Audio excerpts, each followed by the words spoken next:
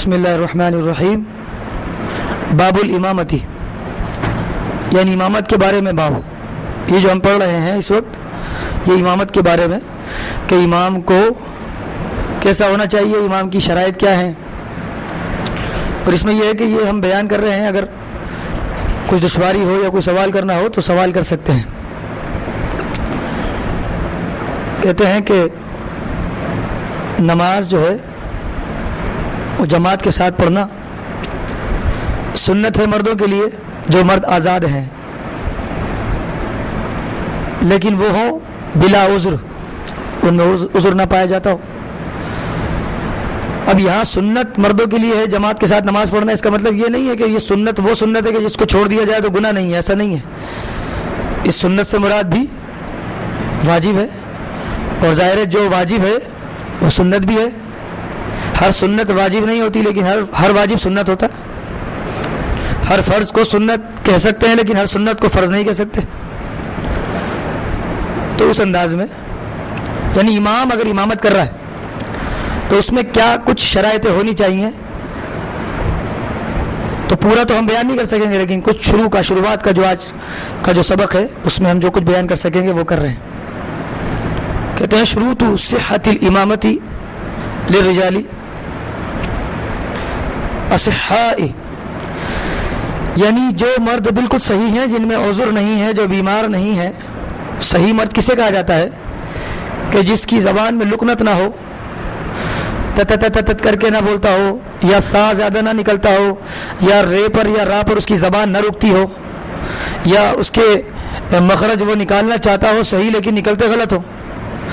اس طرح کی لکنت سے اور اس کی زبان کی تکرار, کسی لفظ پر اس کی زبان میں تکرار ہوتی ہو, بتکرار فا پر اس کی یا کوئی بات کرتا ہو تو اس کی فا کے اوپر زبان رکتی ہو, اس طرح کی کوئی اس کے اندر چیز نہ ہو تو وہ مرد صحیح کہلاتا ہے. ایسے صحیح مرد کے لیے شریعت مطہرہ نے, فقہ اسلامی نے 6 چیزیں رکھی ہیں کہ جو اس کی نماز یعنی اس کی نماز امامت کو درست کرتی ہیں. نمبر 1 اسلام, مسلمان ہونا ضروری ہے, اس پر ہم بات کر سکتے ہیں. صحیح العقیدہ ہونا, درست ہونا اس کا ضروری ہے, یعنی وہ سنی صحیح العقیدہ ہو, وہ غلط الاعتقاد نہ ہو, اس کا عقیدہ جو ہے مسلک رضا, مسلک اعلی حضرت, مسلک اہل سنت و جماعت کے مطابق ہو.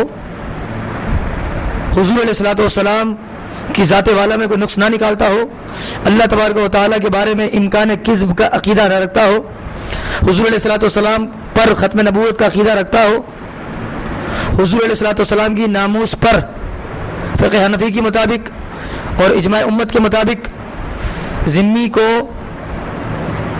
قابل سزائے موت سمجھتا ہو, گستاخی رسول پر, اسے صحیح العقیدہ کہا جاتا ہے.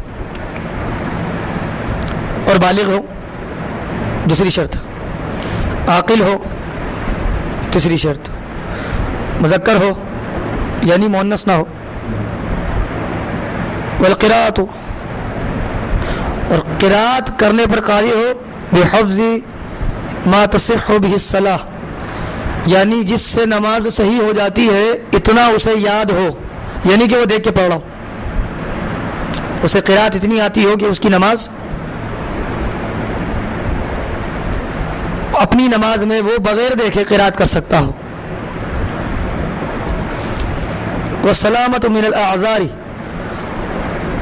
اور آزار سے وہ سلامت ہو, اسے سلامتی ہو. آزار سے وہ آزار کیا ہے جو میں ابھی تھوڑا سا بیان کر چکا, کتاب میں موجود ہے.